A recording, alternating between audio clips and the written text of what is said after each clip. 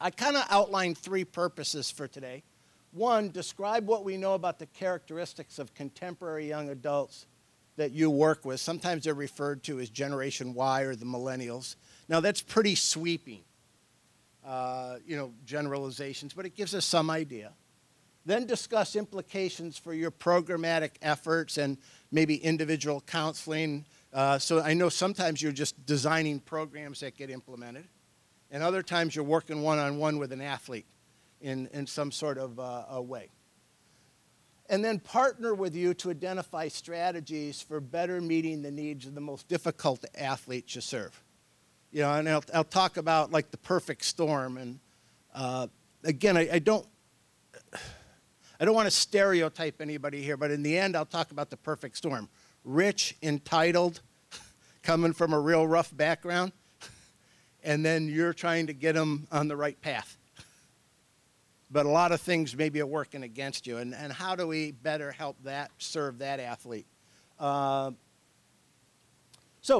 let's start out a little bit. Millennial young athletes, that's sort of sometimes referred to Generation Y.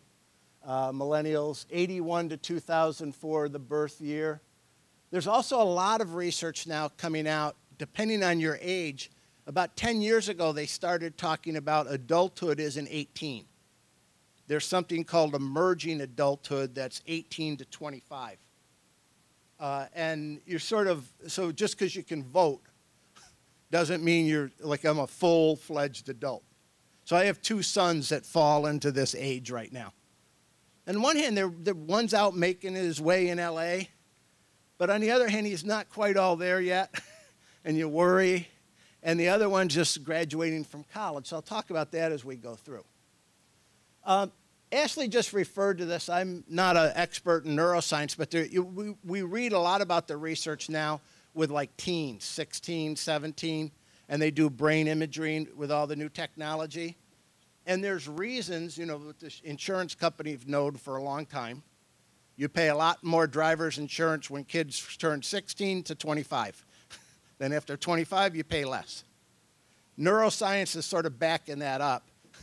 Especially, you know, prior to 20, there's a lot of changes going on, and they're not all there yet.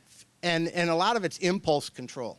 Or I was reading some other studies, a little younger here, 17, 18. What it is risk-taking. In this age group, they see more benefits to taking the risks than more detriments for not taking it.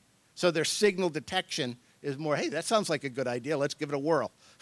Versus when they're past 25, it's a little more, let's put the brakes on a little here. But there's some neuroscience backing that up. We're going to start working right away in your groups because I want to learn from you, just at your tables. And if